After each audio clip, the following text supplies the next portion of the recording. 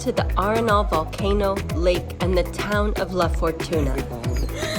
No, we don't both go on the same side. In this video guide, we will be exploring some of the tons of things there are to do in this area. I don't know why I thought this wouldn't be scary, but it is.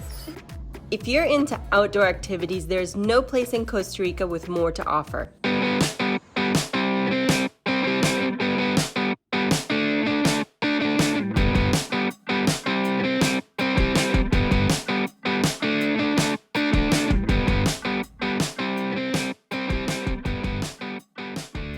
And then when it's time to relax, there are dozens of options of natural hot water springs heated by the volcano. So we will be going to two different resorts on their day passes to compare, the Baldi and the Tabacon, the two most popular hot springs in La Fortuna. And we'll show you a local spot to visit the thermal waters for free. We're gonna learn a little bit about the volcano and the explosive history, plus walk to the base to the site of the lava flow of 1968. We'll go on a guided hiking tour of the Mistico Park and hanging bridges, discover a few amazing places to eat, and share a couple of options of where to stay. There is so much wildlife in this area, plus it's the perfect climate, not too hot and not too cold. This is one of my absolute favorite places ever. Let's dive in. The Arenal area is easy to get to by car, bus, or plane. About a 3-hour drive from San Jose or Liberia, it's located in the northern lowlands of Costa Rica. We recommend making it a part of a road trip as it is very convenient to have your own wheels. You can also take Uber or taxis wherever you want to go in town. You could also hire a horse and a guide to get you around.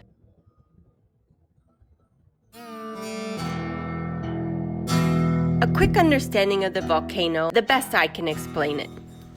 Created because of the friction between two plates in the Earth's crust as the Cocos Continental tectonic plate is sliding underneath the Oceanic Caribbean plate. Essentially, this becomes a pocket of magma, which because of intense pressure and heat eventually finds an escape, exploding from the top of the volcano. So imagine the iconic cone of the volcano that we see today, only it was covered in lush jungle, and the people that lived around the base of it thought it was just an ordinary mountain. Unfortunately, they were very wrong, and on July 29, 1968, at around 7:30 in the morning, without warning, the Arenal volcano woke up after hundreds of years and violently spewed boulders, ash, and gases, burying nearly 10 square miles and 3 pueblos and killing more than 80 people and countless livestock. After that catastrophic explosion, for a period of just under 45 years, the Arenal volcano was the most active volcano in Costa Rica, hurling hot rocks and boulders down the steep sides on a daily basis. When the crater was visible at night, she put on quite a show. Now, as of October 2010, the volcano is in a dormant state or sleeping, but this is just a normal part of a volcano's life cycle. And in fact, it's not the first time that she has slept. There's been a few times since 1968, both in 1973 and in the 1980s.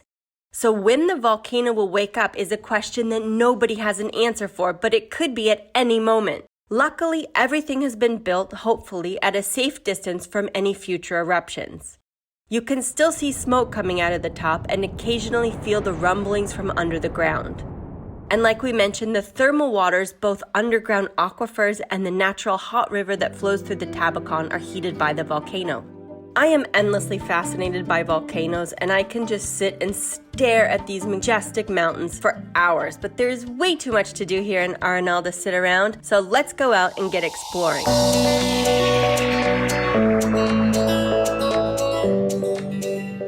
What better way to start than by getting a closer look at the fascinating volcano? There are a couple of places where you can hike to the base.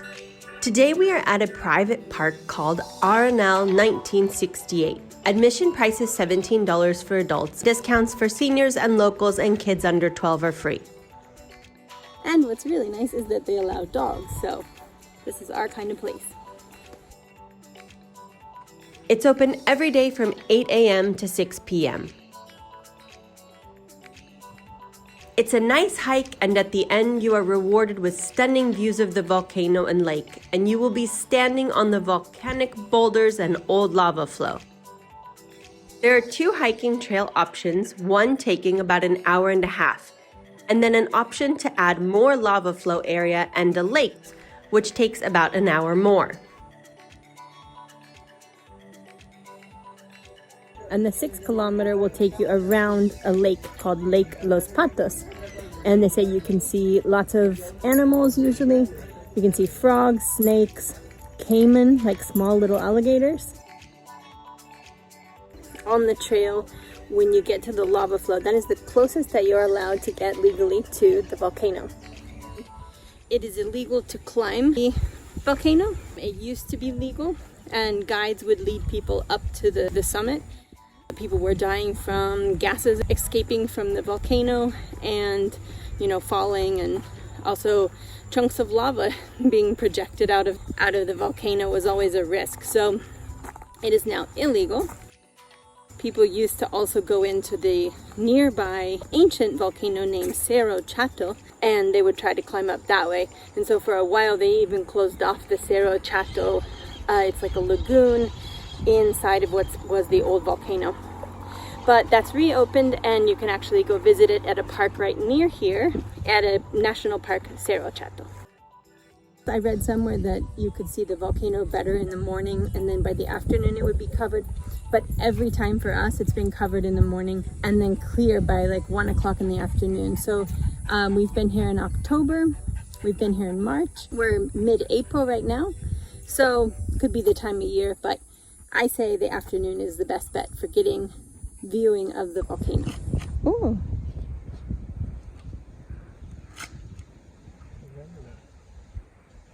It looks like they left us some.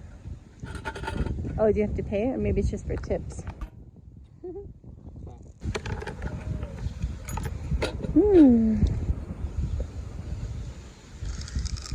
Definitely plan on staying a while, as after you're done with the hike, there is a great restaurant at the end, with unsurprisingly an incredible view again of the volcano and the lake.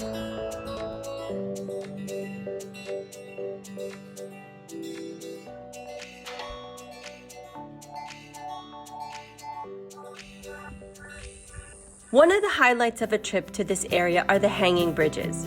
There were a few different companies to choose from. We went to the Mistico Arenal Hanging Bridges Park and had a lovely guided tour.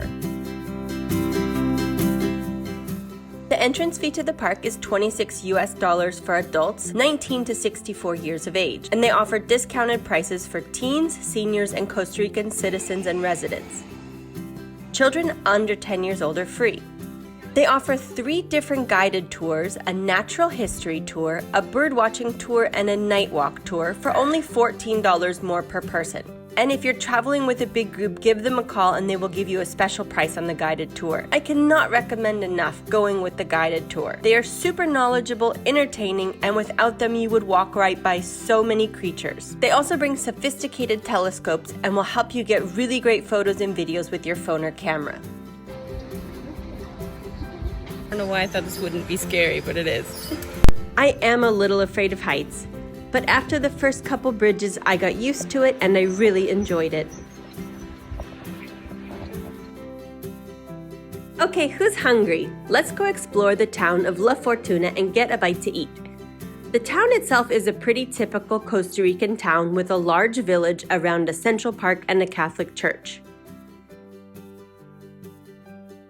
It's easy to orient yourself as there is a looming volcano to the west. There are lots of restaurants in the La Fortuna area, but there are a couple of highlights we're going to share with you. For breakfast, the Red Frog Cafe makes a delicious breakfast burrito and coffee the authentic Costa Rican way. For a delicious filling lunch after a hike or on a rainy day like it was for us, La Cava wood-fired pizza really hit the spot.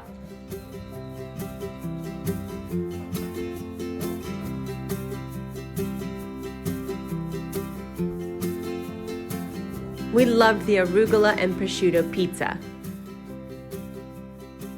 And a very, very popular spot for dinner is Pollo Fortuneño, rotisserie chicken and grill. with 2 locations only about a block and a half away from each other. If you're a meat eater, you can get a big platter to share with all kinds of delicious meats and side dishes.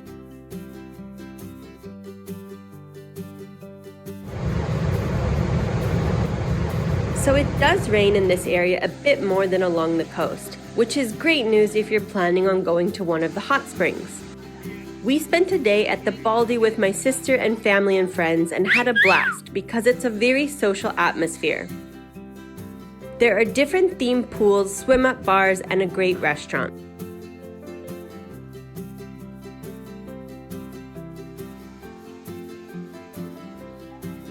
The water is sourced from an underground system that is heated by the volcano and flows from one pool down to the other and then out, never reusing the same water. And it's very hot water, so they offer little cold, refreshing pools for when it gets to be too warm.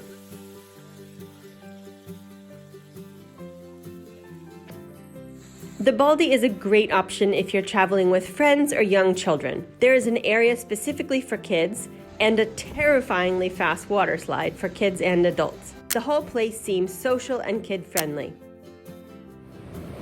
In contrast, the Tabacon resort is a natural river that flows above ground like rivers do. The thermal waters are only slightly guided through the resort, making it feel very natural.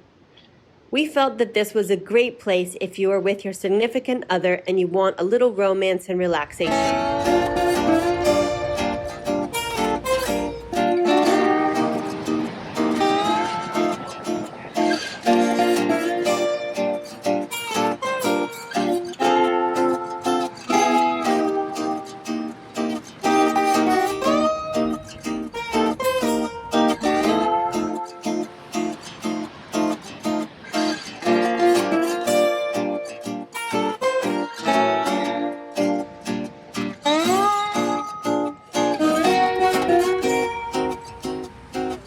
We did make our way eventually to a more festive area and swim-up bar.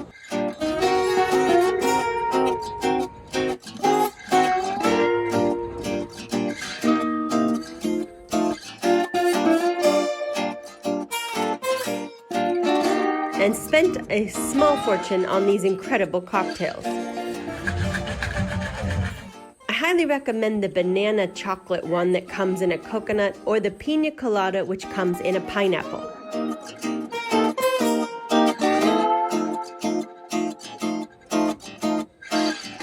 We chose the evening pass that included dinner, which was a buffet style with lots to choose from. It was tasty and I made sure to try one of each of the desserts, and I can tell you that they were all really good. After dinner, we returned and soaked under the stars in the thermal waters, and it was absolutely magical. It would be difficult to choose between the 2 resorts as they're very different. But if you're on your honeymoon and want to take advantage of spa services and super healing water, my hair and skin felt so soft after a swim in the Tabacon.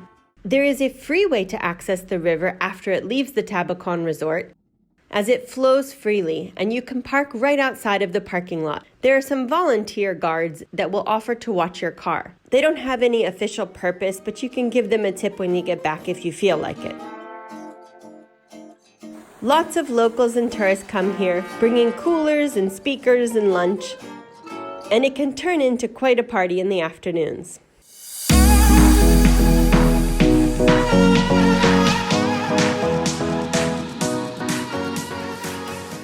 There are so many places to stay in this area and for every budget. There are even surrounding towns that are nice as well. We picked an Airbnb for a few nights that was located about 20 minutes outside of town. Another time we stayed at a really sweet place, the Comfort Arenal, at the base of the volcano with a beautiful view of the volcano from our window. Bienvenidos a Comfort Arenal. They could not have been more friendly here and really made our stay special. We highly recommend you check it out.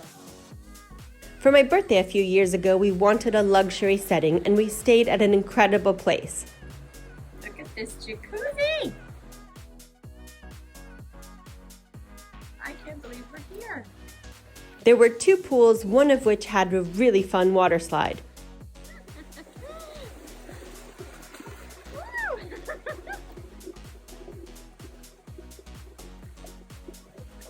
And every place that we stay is pet friendly.